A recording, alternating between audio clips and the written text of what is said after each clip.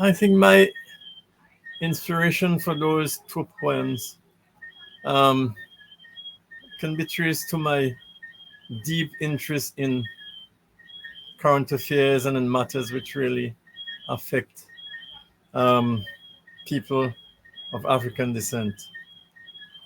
The first poem that I did in relation to the choking to death of the black man in the USA.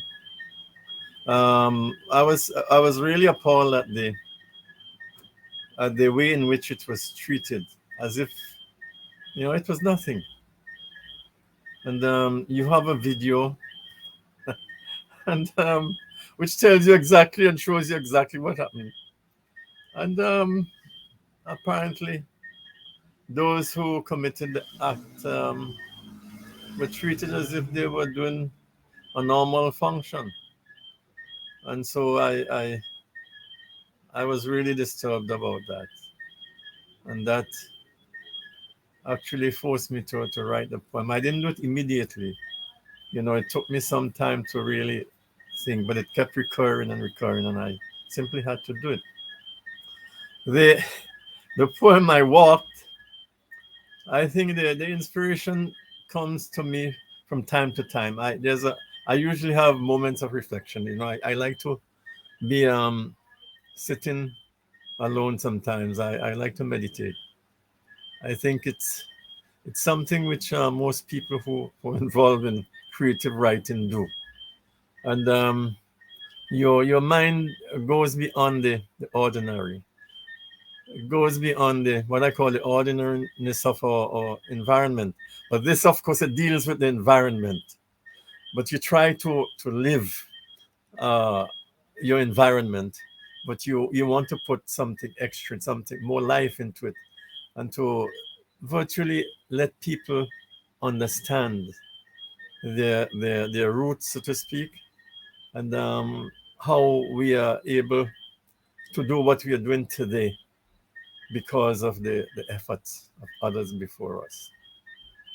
So I think if you noted that from my childhood, the poem goes right through my education, goes through my interaction in the field of sports and my love for sports and culture and education and the people who have contributed to our development. So that inspired um, that those two poems. When did I realize I am a writer, so to speak? Uh, I used to write songs, when I was 8, 10 years old, songs, and I used to um, actually submit songs to a company in the United States of America. 10 years, um, to a music. What do you call it? I think the 5 Star Music Masters. That was the name of the company. And if you submitted a song and they felt that the song was good, they would do what they call a mock-up thing. And then, but you'll have to pay them. I didn't have the money to do all that sort of thing, but I continued to write songs and write poems. And, I just continued to write. I think it is something that I was gifted to me, so to speak. I definitely feel at home when I'm writing. I feel elevated when I'm writing.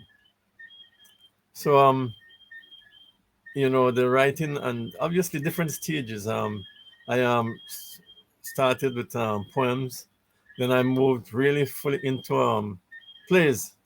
Um, I actually decided to do a lot of writing when I was at the university at Caville, Barbados. And one of my good mentors and my good friend uh, was Alvin Bully. Alvin Bully, a tremendous person. I think I don't know if he will have other persons like him on earth again. Frankly speaking, I know what I'm talking about. Alvin Bully of Dominica. And so you know, I continued writing. I continued writing for NAM New Artist Movement plays mainly. I spent perhaps most of my years writing plays for NAM, and then of course I continued writing poems in between. You know, because a lot of my plays I have songs and I have poems, and I think they're pretty good mix in what I do. And then I got into writing novels. In fact, it might be I actually started my first novel when I was in my teens with with pencil and paper. You know, that was where I started it. With the memories of the hibiscus. I started that and when I was in my teens. But I put it down and it's a good thing. It was a good thing I put it down and resumed the work later on. So basically, it's a process. Let me put it that way. Something that happened, um, gathered momentum and moved on. But I always felt that I was at home writing. No, that's let me put it this way. I I read certain works. Okay. So I might have a piece of work done by one writer. Let's say, well, I can tell it to you. I've been most impressed with Maya Angelou's "I Know Why the Caged Bird Sings." I mean, fantastic style, you know, and I really enjoyed reading that novel. I also enjoy reading, you know, novels by other writers like um, Austin Clarke, Austin Tom Clarke, the Bajan writer. Growing Up Stupid on the Union Jack. You know, I like that piece of work. And then we have Earl Lovelace's Salt. You know, I don't say I have a favorite writer, but I like the work, certain pieces of work of writers. Um, I really enjoy reading Maya Angelou, not only in terms of the novel, or novels, or the pieces of work that she has done, but I enjoy reading her poems. Um, so they're favorite writers, so to speak, in different genres, you know, poetry and novels. Uh, so I wouldn't, you know, pick on a favorite writer, so to speak.